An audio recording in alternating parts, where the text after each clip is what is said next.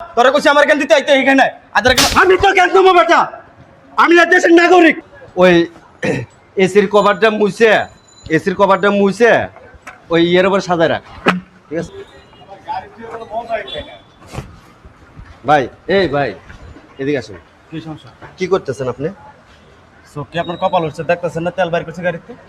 এটা দেখেই তো আমি বলতেছি, আপনি যে প্রতিদিন মানুষ তো গাড়িতে তেল ঢুকায়, আর আপনি যে সকালে একবার বিকালে একবার যে এই যে গাড়ির থেকে যে তেল নামায় নিয়ে যে বাসায় যান, আপনি তেলগুলো করেন। পুরা দেশের মানুষ তেল মজুত করে ব্যবসা করতেছে, আমি করলে সমস্যা, আপনার সমস্যা কি? আপনার বলছি আমি সেখান দিতে, আপনি আপনার কাছে জানতো না। আপনার কে কইছে এখানে?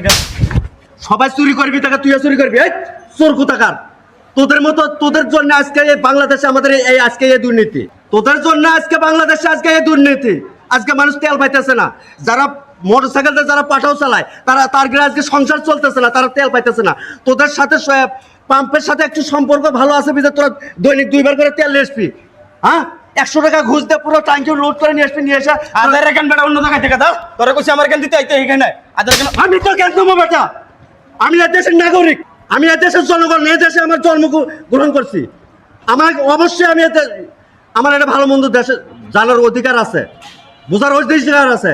তোরা সিন্ডিকেট করবি আর ভুক্তি হইব কেরা, আর আমরা জনগণ কষ্ট করবো না?